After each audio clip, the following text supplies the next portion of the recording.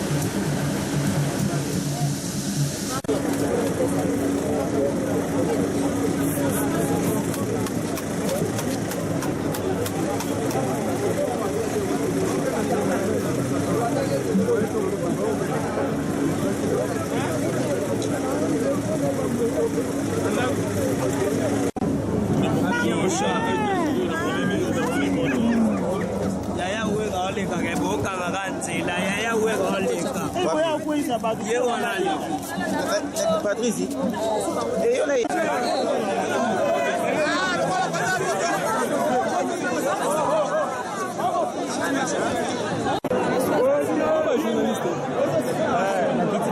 Voilà, fidèles téléspectateurs, on a vu sur congolocolenews.com, à travers le monde entier. Le lorsque toza a un appareil du peuple, le les ajours au papa Nabiso, Rochero Taboulay, un icône, un grand.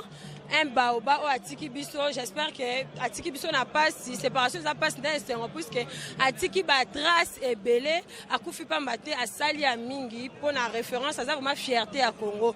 Toza en face de moi, il y a en face de moi Soaz de guerre, à ça artiste musicien, en même temps danseuse, musicien à Biso à Mingi na Braza mais aye ko partager Marana Biso, Soaz de guerre bonjour. Bonjour. Perception non impressionnant par rapport à Papa Taboulay, ça on matin a comme la qui on bon, on a le lignette pour essayer de passer. Nazwa trophée, on appelle ça valeur à Congo Mobimba, jour mort on a papa na Braza. Donc, on appelle ça un trophée à eza papa. Donc, papa Taboulay. Donc, tant on a qui s'en o essayer de passer ma casse. Na koka otika mote fena longa makolo na ngana ya ti awa kolela papa. C'est un papa auto-respectaka na monde na biso. Na uti danseuse. Na koti na koma koyemba. Na oyemba pe ka rumba oye atikeli biso. Donc, non kokate nana be mention makasi ya papa. Vraiment merci Mingi Soaz de guerre. Tout le monde a papa qui papa ça a quand même effort de bien faire les choses, à évoluer qui bien souffrir qui malgré ce comme par rapport à la génération Abino, ils ont une nouvelle venue Mingi va se lancer dans le monde de la musique. Bolingi vraiment souffrance comme telle té. Ba chanson papa ça il a habité sur déjà au comme il y a ta peine, il y a ba réalisation soit ba création na ba inspiration à ça par rapport à domaine na aux attaques mais il s'habille nos artistes au cause aller l'opération de la biso nyonso soit ça ko kende na souvenir à munene par rapport na papa Taboulay ko ça ba jeune nini ba esika ba gagner kana facilité ba souffrir au ko ça ba et ça que bazwa exemple à papa omoni akembi na musique azui lelo ba onero nyonso to mona po anyokwa makina na musala na biso ba jeune to ya to lingi facilité to nyokwa ma surtout na opesa conseil na ba danseuse ya lelo bolingi vi apprécier makasi boza lokwa biso boza lokwa bayana biso bazina nde bayaka to kemba na basakoche bana ba ebite ke to beta ba makolo pona oluka vi na biso biso to zala de moins exemple à papa na monde de musique. Donc félicitations à papa malgré coup filmer tala non tala un grand monument la musique n'est si la donc et si la raté ti lelo dans souhaita na vie na ngai Soaz de guerre na bi na papa mais nzamba sali ke et simbi na ngote problème exacte mais et ça la rappelle sous valeur na trophée à pesa ngai na roleka nango ata lobby kuna po muta pesa nga trophée ya meilleure danseuse na Brazzaville les papa.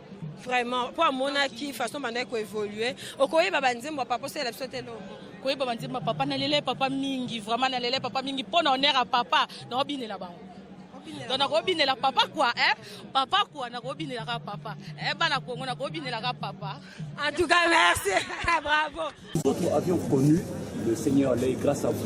À l'époque, ils ont travaillé, il y avait le gouverneur qui a chapeauté le gouvernorat de la ville, et puis Soulika qui s'inquiétait à les profite, et lui, Papa Taboulé, dans les questions socio-culturelles. Mais tous, ils avaient jeté leur carapace politique, qui du RCD, qui du PPRD, pour ne faire que un, donc parler pour la ville de Kinshasa. Qu'est-ce qui vous a le plus marqué pendant que vous avez travaillé ensemble au gouvernement? Mais vous avez pratiquement tout dit. C'est cette cohésion déjà naissante à cette époque-là qui a frappé le plus. Je pouvais parler du gouverneur Kimembe, du vice-gouverneur Soulika et de deux autres, mais je vais m'appesantir sur celui qui nous a réunis tous ici. Vous avez vu que depuis 72 heures, Kinshasa s'est mobilisé comme un seul homme pour rendre hommage à cet homme d'honneur, cet homme de gloire. À cette époque-là, ce qui m'a frappé le plus, c'est qu'il était le plus âgé de tous, mais il était le plus rassembleur, le plus humble de tous. Il faut appeler les chats par son nom. Tu étais avec nous, tu étais encore un peu plus jeune qu'aujourd'hui. Moi, j'étais conseiller chargé de la communication à l'hôtel de ville. Il n'était pas rare que Taboulé descende dans les bureaux de ses collaborateurs, s'asseoir, échanger en tout ordinaire avec les uns et les autres, quelquefois en guise de conseil pour régler un petit problème. Il balançait un de ses vieux airs, plein de prophéties, plein de poèmes, et à son départ, les gens se retrouvaient les uns jetés dans le bras des autres. C'était merveilleux, c'était féerique, et ça ne s'oubliera pas de sitôt. Alors, aujourd'hui, Kinshasa célèbre la fin du phénomène, hélas, décrié Kuluna, mais je sais que lui a été parmi les premiers qui ont fait de quartier en quartier pour aller sensibiliser les jeunes gens. Il nous disait par ailleurs que nous n'avions pas joué. Que gardez-vous de lui par rapport à cet aspect des choses? Comment forme-t-on un Kuluna? Un Kuluna, on le forme par le mauvais exemple. Un Kuluna, on le forme par la permissivité excessive. Un Kuluna, on le forme par son abandon dans la rue. Si le Kuluna est pris en charge, si l'enfant est pris en charge, dès le bas âge, par les conseils, par l'encadrement, il est difficile, quasiment impossible que cet enfant se retrouve obligé de prendre des objets contondants pour se jeter sur les parents et leur donner la mort. Taboulé avait vraiment compris cela. Vous verrez que dans les choix des thèmes, aussi bien de Taboulé que de Luambo, finalement, il n'y avait pas de message de guerre. Leur accoutrement, ils s'habillaient comme toi et moi, on est habillés aujourd'hui. Ils chantaient en choisissant des thèmes propres. Il n'y avait pas de paroles cyniques, il n'y avait pas de paroles désobligeantes dans leurs chansons. Ils étaient sains dans le choix des thèmes et dans le choix de la syntaxe et de la phraséologie. Et pourtant, ils ont vendu, ils ont bien vendu, ils ont fait les succès qu'ils ont eus. Regardez le nombre de gens qui se mobilisent aujourd'hui. Vous me poussez là à donner un conseil à la jeune génération musicale. Ce n'est pas par les insanités, ce n'est pas par les danses obscènes, ce n'est pas par un habillement tonitruant que les enfants, la jeunesse va être édifiée, éduquée, prise en charge pour éviter que demain elle aille faire le mal. C'est par contre en moralisant, comme les Taboulé l'ont fait, comme les Sam Mangora l'ont fait, comme les Lutumba Sibaro l'ont fait, en moralisant par la chanson, tu éduques 100 fois mieux que toi-même en te présentant sous des tenues qui frisent les frayeurs, excusez-moi du terme. Donc nous devons rendre hommage à cet homme. Regardez un peu son patriotisme qui l'a poussé à devenir prophète. Taboulé a dit dans la chanson Congo Avenir que nous venons d'entendre, Congo oyo bokomona pamba, lobi bokolula yango. Nous sommes dans les années 80. Regardez ce que Joseph Kabila produit aujourd'hui sur les chaussées, sur la modernisation de notre pays. C'était déjà dit et annoncé par Taboulé, qui en même temps enchaînait en disant Oyo bakolula yango, bakobundisa biso misuka suka tokolonga, la guerre est finie.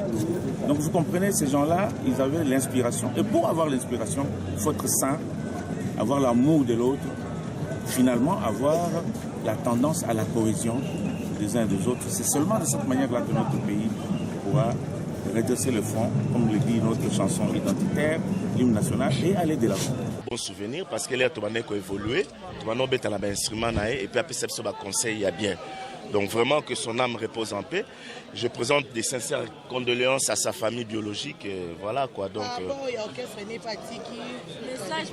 pour l'orchestre, bon, Bazan a œuvre à plus de 2000 chansons via Tiki.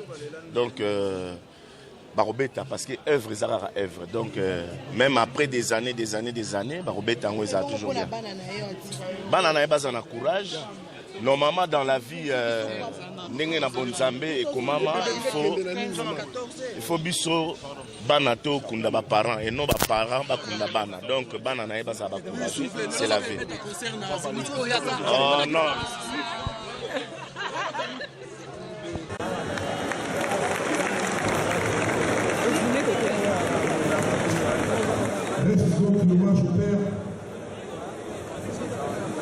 On est nombreux aujourd'hui avec ses fils, ses petits-fils, ses frères, ses petites filles aussi, ses filles. Sa mère est aussi présente. Et puis pas mal d'autres personnes de la famille parce que la famille est grande. Aujourd'hui, on mérite de pouvoir recibir une famille aussi. Voilà, je sais que moi j'aurais aimé le connaître encore un peu plus, mais Dieu a décidé autrement.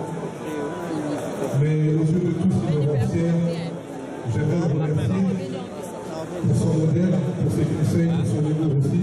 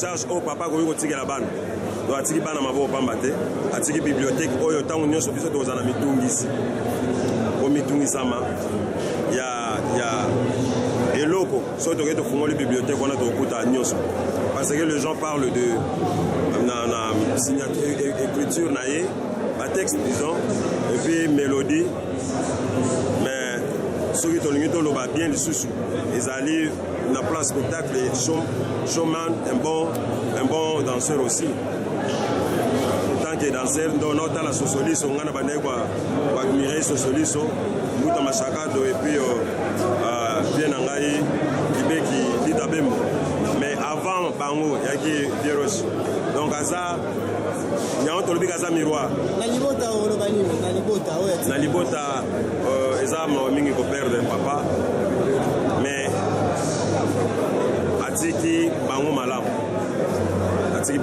parce que baza malamu baozala malamu et surtout que soki l'état akangisi nyonso ya ye po bana bazwa. Merci.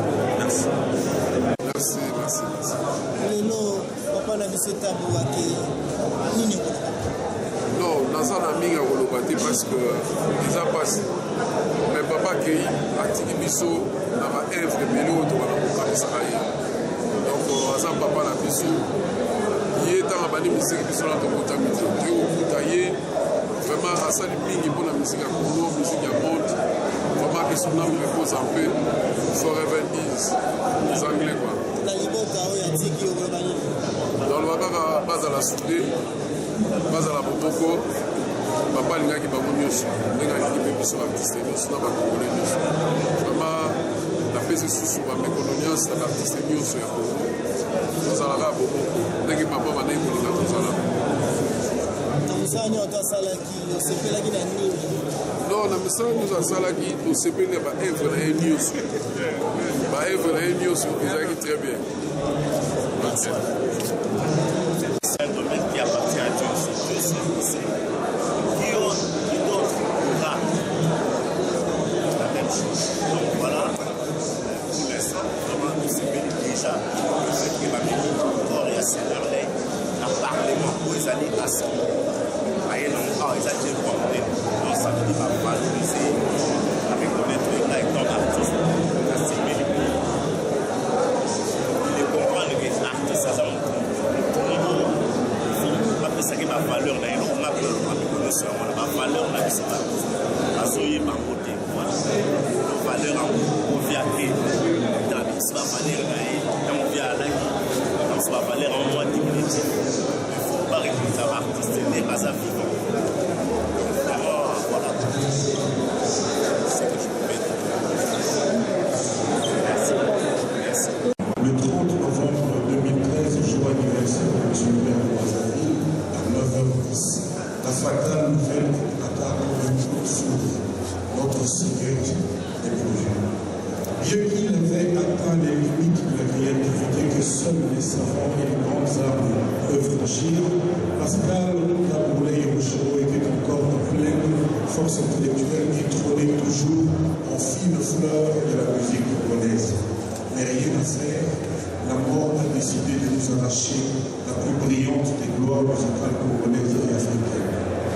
Comment ne pas reconnaître son œuvre colossale était impossible à égaler? Comment ne pas admettre que fussent difficilement accessibles les sommets de son art et de sa carrière auraient été une des plus prestigieuses et visibles de la nation congolaise? Comment ne pas être fier de sa renommée trop universelle pour avoir si passionnément pénétré et émerveillé chaque Africain et chaque amoureux de la musique à travers le monde?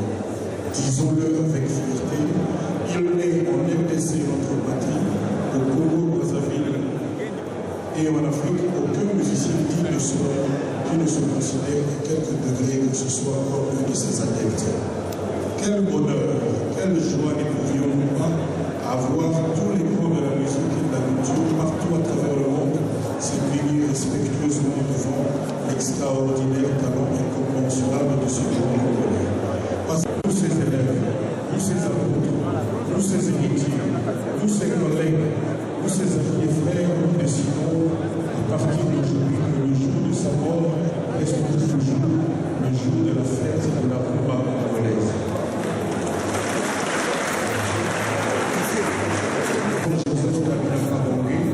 Et à son gouvernement et la volonté de bien vouloir officiellement faire de la date du décès de Kaboulé le jour de la fête nationale de la rumba congolaise et de l'honneur aux musiciens congolais. Très chers compatriotes bienvenus dans le monde de la musique, si la mort de ce Congolais provoque partout et chez tous de tel regret, de telle douleur, si la nation congolaise entière pleure un de ses enfants les plus illustres, un de ceux qui ont fait rayonner loin son prestige et son génie, quel sentiment ne soulève-t-elle pas chez nous les artistes congolais? Au nom donc de la grande famille des musiciens en deuil, nous disons à notre héros que nous ne revenons plus. Grand merci, Seigneur Alain. Nous l'aurons et célébrerons à jamais ta mémoire. L'héritage que tu nous laisses est grave. Que ton âme repose en paix au panthéon de la culture universelle. Je vous remercie.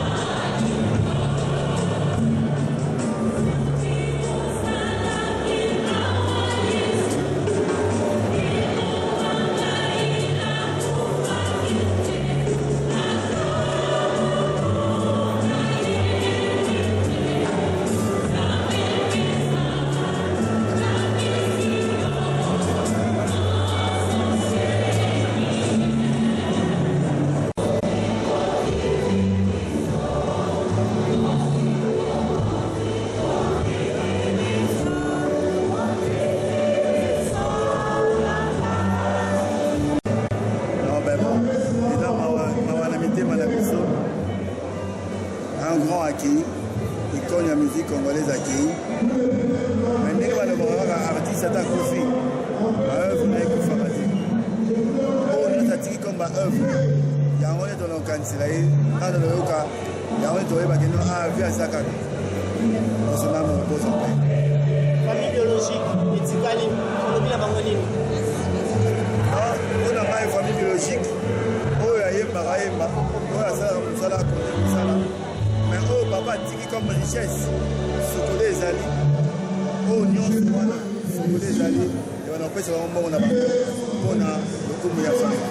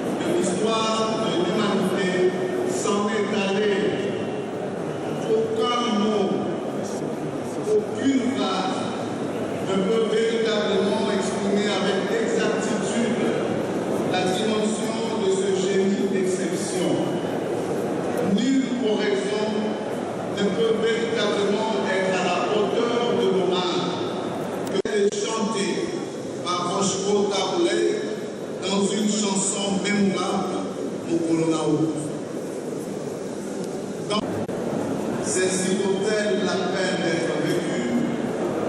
Avec une voix mélancolique, Rochereau, donnant le meilleur de lui-même, plonge dans un domaine ésotérique, philosophique, voire biologique. Qu'est-ce que la mort? Pourquoi la mort arrive-t-elle? Comment pourrais-je, moi, pauvre, riche ou ivrogne, par pendaison, par la noyade, happé par la maladie ou la déesse? Ni l'auteur de la chanson, ni chacun ou chacune de nous ne peut donner de réponse exacte à cette interpellation. C'est pourquoi, même si nous avons l'impression que Rochereau-Taboulay, ce grand-père de la société congolaise, là, tâchons de penser à lui comme s'il était encore près de nous. Car, quoi qu'il en soit, Rochereau-Taboulay, à l'instar des autres grands noms de l'universelle musique congolaise, ayant franchi, suivant la destinée, le rideau des temps, Franck Jeff Chamala, Dr Nico Kassanda, Mamikalai, Kakolong Madiani, etc., demeurera immortel. Plus loin de nous, 1960, 27 en 1962, 7 en 1960, 28 en 1966, 57 tubes de 1967 à 1970 et globalement près de 2000 chansons jusqu'en l'an 2013. Quelle carrière, quel talent, un seigneur de la composition musicale sur l'échiquier tant continental que planétaire. Elle s'est inspirée de tous les styles possibles, folklore, cubana, jazz, disco, blues et même quelquefois du prestigieux Olympia de Paris. Il a planté le ferment de l'intégration africaine au travers des chansons telles que Bella Abidjan, Maputo, Nakele Robi, Jean Liako et Caribé Amidou, etc. Sa voix et son message ont été appréciés à Lagos, à Abidjan, à Dakar et à côté de nous à Brazzaville, partout avec art, mais aussi avec une connotation bien de foi politique. C'est pourquoi une époque, il a dû vivre comme exilé politique en France et aux États-Unis, exil qui a permis au monde musical un vélo. Tokotama va congolais, tokotika la va congolais. kolukate ekolo mosusu eya kokata biso biteni na biteni Congo évidemment et même de la mort ont été à la base d'une des plus belles pages de la musique congolaise. Ayant au bout d'une carrière parsemée d'embûches, d'obstacles, il a aussi été père, un grand-père, un chef de famille attentionné. À sa famille, je voudrais ici exprimer ma compassion et ma solidarité. Les héritiers qui nous naissent sont invités à vivre dans la concorde, en ayant l'esprit que leur patriarche, Papa Bouchiro Taboulay, aura été sur cette terre des hommes un grand homme, un artiste hors pair, un grand monsieur. Puisse la terre de nos ancêtres lui être douce, et puissions-nous les uns et les autres nous consoler par cette autre sagesse du prophète de la douleur. Je cite, je suis sorti nu du sein de ma mère et nu je retournerai dans le sein de la terre. L'Éternel a donné, l'Éternel a repris, que son nom soit glorifié. Fin des citations. Cher Bouchiro Taboulay, que dire encore pour te dépeindre davantage dans tes multiples dimensions, sinon d'ajouter en langage de vieux sages des savantes africaines, je cite,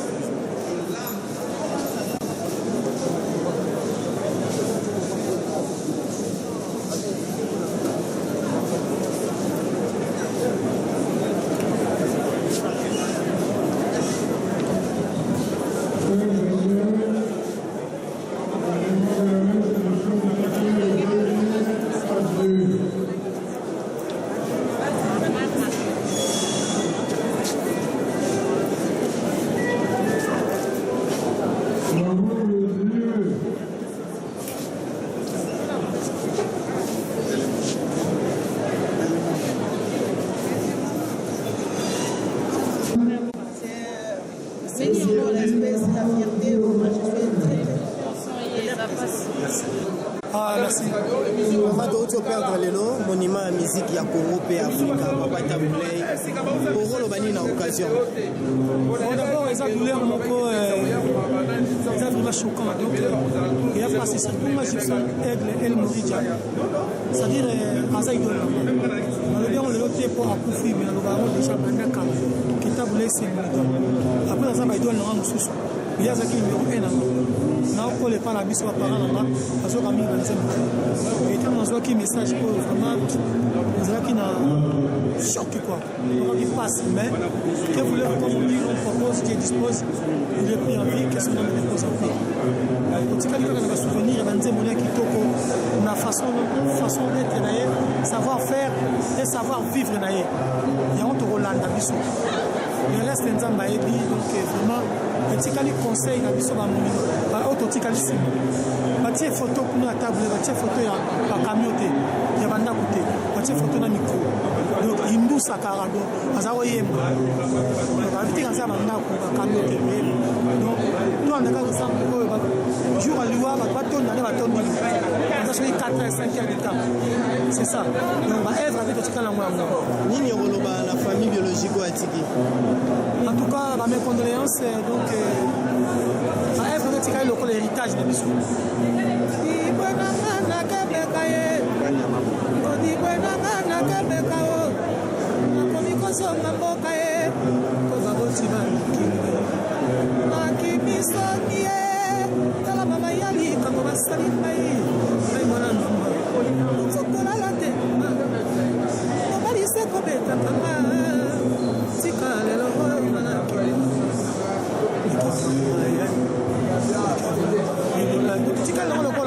Héritage. Donc en tout cas, Dieu merci, à ça les 3000 chansons. Donc c'est pas donné à n'importe qui. Et aujourd'hui, le prix en vie, parce que l'on est représenté, dans le paradis à Dieu.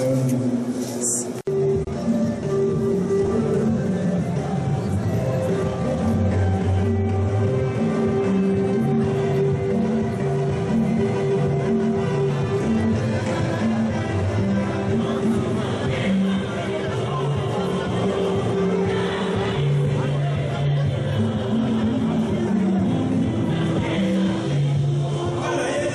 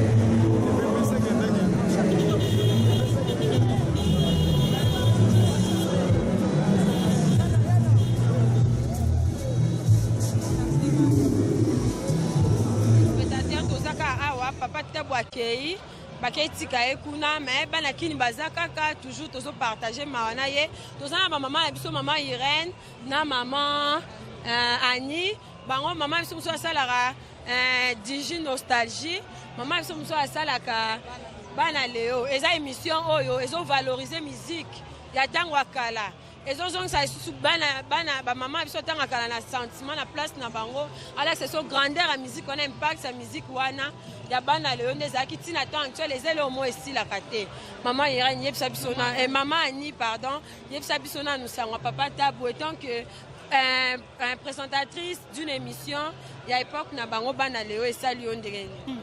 Merci mingi maman ndeko pesinga micro pona koloba likambo oyo ya langa nzembo ya munene to uti kobungisa. Tabulei na emineni na kolobela ngote tabulei azaki munene. Toloba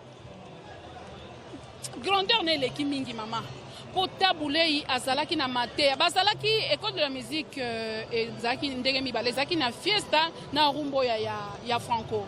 Ozomona tabule Franco azaki kotuka basi kochola basi koswanisa basi mais tabule azalaki te na bolingo ya basi tabule azaki komikamata ye moko akomisi lokola mwasi azoyembela mobali oyebi nzembo ya tabule mobali ile mususu soka za moto moko aza timide aza alingi mwasi akokile mususu kotia pe litoi te azika nzembo wana atie yango okomona mwasi yo moko komi kososola banzembo moto azotiela ngai alingi ngai potabule azaki koloba na nzembo azaki komilela na nzembo azaki kokumisa mwasi na nzembo asala impact sa déjà tika ba trace ebele monde mon baba yebi même mindele babanda oyoka mais tabule babanda ba insanité te en tant que chroniqueur nos ça émission de musique par rapport à temps actuel ba musicien peut ba na moi vie après cette tabule a évolué on a pressé tes patience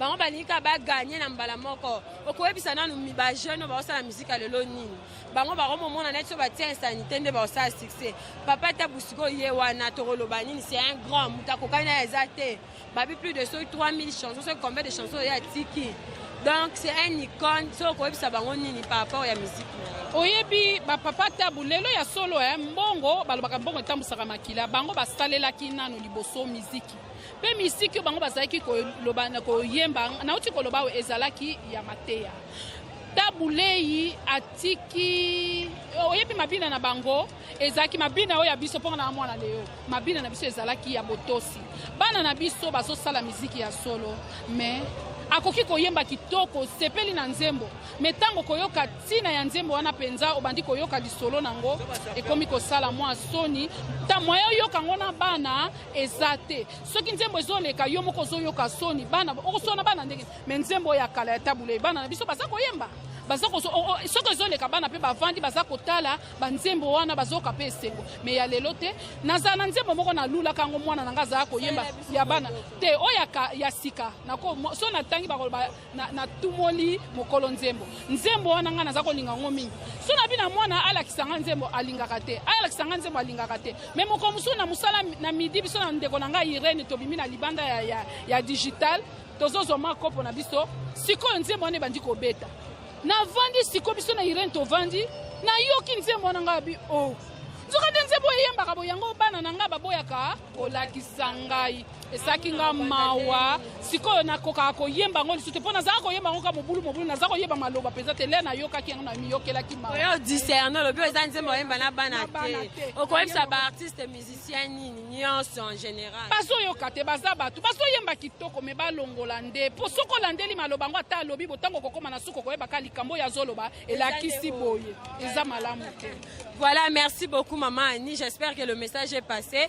Maman Irène Yopé Digi Nostalgie pe sali loba par rapport ya matanga ya papa Tabou comme là qu'on dernier ni pe disparition na dès que le artiste ne meurt jamais ba œuvre na za to ye ba ka to kanisa à travers ba œuvre na ye et ça là qui on en dernier ni et puis disparition na ndenga kei ozomona nini na avenir à musique. Merci mingi pour la parole. Disparition il y a Seigneur Lay et ça n'a pas tout comme peuple congolais Mobimba parce que Azali est un grand, Azali vraiment monument à la musique congolaise et ça n'a vraiment pas si mingi et la musique naie ngai na d'abord na sepela la musique naie mingi et par rapport à ça ça la rano quand tu penses na kati pour na koyeba komona mosala ngone bana ko salima alors pour na Seigneur Lay na banzembo na ye na sepela mingi parce que différence eza na oya lelo ndenge pende kolanganya lobi banzembo bakulutu ezaka soki ezobeta moto nyonso en tout cas génération nyonso parce que lelo ata azali papa aza mokolo aza koko mais bakoko na ye oyo lelo pe akotelema azobina nzembo ya Seigneur Lay pourquoi parce que eza na message mingi na so lelo landa banzembo na ye nayebi te nga na mona yango eza lokola nayebi te so tobenga dictionnaire ou peut-être bible parce que inspiration ebele voilà aki na banzembo na ye misusu omona so okosala biso mwa extrait ya nzembo na ye bon nanga naloba surtout ndakisa nzembo moko nga nzembo nini mokolo nakokana nanga nayebi oyemba te nasermo nayebi oyemba te naloba plus baterme na ye nzembo nayemba balabala balabala nzela balabala chemin donc balabala eza do ya moto nyonso c'est une façon pe ya koéduquer public voilà parce que tomonaka yo oza na lopango na yo mais comme ça balabala lokwa pe ya yo motuka eleka te moto eleka te donc yo kofanda wana donc comme lokwa nete ya yo c'est une façon également ya koéduquer la masse alongwe pe na côté ya bolingo akoti pe na donc aza motu mo azokota na baza multidimensionnel so tokolo bango papa Tabou pa kufika étant qu'artiste musicien te azaki pe na gouvernement André Kimbuta azaki ministre provincial ya art et culture azaki pe ministre en tant que ministre provincial ya art et culture nde tolele na honneur azaki na ba capacité belé siko koyebisa ba artiste nyonso nini oyebisa pe famille ya papa Tabou. Bon d'abord on a présenté famille biologique na ye ba condoléances et également famille artistique nyonso ba condoléances message aux alakara azala un modèle pour na bango ndenga za sa génération nyonso tout comme pe ba oyo batikali oyo bazokota na carrière ango ba mekana ko sala la même chose to bi ke to zokoti na mondialisation makambo zo changer moi moke ata na kati ya musique mais vraiment toza ba africain to tikala nanu na moi culture wana ko moi respect ya culture na biso ya ko éviter moi ba danse obscène na maloba misusu ya mabe ekati ya banzembo. Merci beaucoup maman ya ya émission na biso totambolaki na mama Karine awa na pays du peuple toza na ye nazongisi maloba epa na ye. Voilà, bande kwa Congo news.com. Nayebi ke bozara toujours ebele bozala wana pona Olanda biso. Tozara toujours à la pointe, tozara à l'actualité pona ko aider bino, ko informer bino à travers le monde. Boyebi ka Congo news.com et ratate. Si tu es Evandi Masolo, sali passe, sali passe en même temps. Papa Tabou akei et c'est en plus que zanzela e biso nyonso akei po atiki fierté mo neno etikali gravé na mémoire. Ya ba peuple na ye na mémoire ya ba congolais à défendre biso atiki ba trace ya munene bino bolanda nga boyebi nini oya sala Gidil Bisengo Starling Mbewa Marianne, Karine Bembe, tous ça toujours ensemble. Na Congo News.com, bozala toujours wana. Bozara ba image à bien, ba maram toujours les arabiens pour tous ça toujours à l'actualité. On a CP Sabino, bon continuer pour l'andabiso, nzela o ezanzela biso nyonso. On a parlé du peuple déjà ba kundi papa abiso, papa amso akei, ezanzela biso nyonso et ça en même temps passe na c'est un rapport à Sali à Mingi. C'est un icône, c'est un grand. Donc il n'y a rien à dire. Azaki artiste musicien à Koufipe en tant qu'Azaki ministre provincial, il y a art et culture, il y a gouvernement, il y a André Kimbuta. Donc Asali vraiment un mingi pour l'amboka nae. Donc tout ce qu'on a c'est on l'a mité, mais bien sûr Asali pas si mais donc abouana. L'artiste ne meurt jamais. Ses œuvres et Tikalara toujours gravées. Namitu Nabiso, voilà. Marianne, ngaza mwanze momora yemba na stepla. On a évité ce gros céleste. Ayoyemba. J'espère que vous comprenez. Ngara mokolo na kokufana ni akolela ngai na koyeba te otika na milela liwaya tongo s'occuper liwaya pourquoi. En tout cas au revoir, on vous aime beaucoup. Restez toujours branchés hein, na site Nabiso car ici il y a plein de bonnes choses. À très bientôt. Voici un akamoto, somo mingi na kodulae. Kamata si anatako mona bakabo moluku ya kobaba de kone. Mokozi.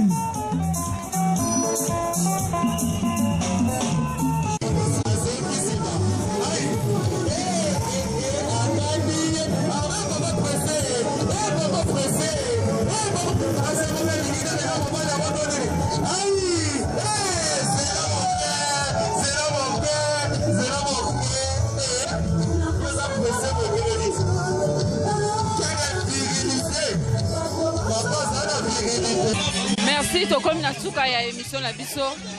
Bino bobo moni na pesi merci. Na gidil bisengo yene mtazo kotenga. To pesi merci na partie sala yene mtana na montage. To pesi merci da Maria Mafolo ndebo moni nga ngamo na siba image. To na bo sente Karine Mbembe. To zakina ya ensemble. La pesi mbote na check ele pete. Ah collègue na biso. Merci. To mona ni balasima.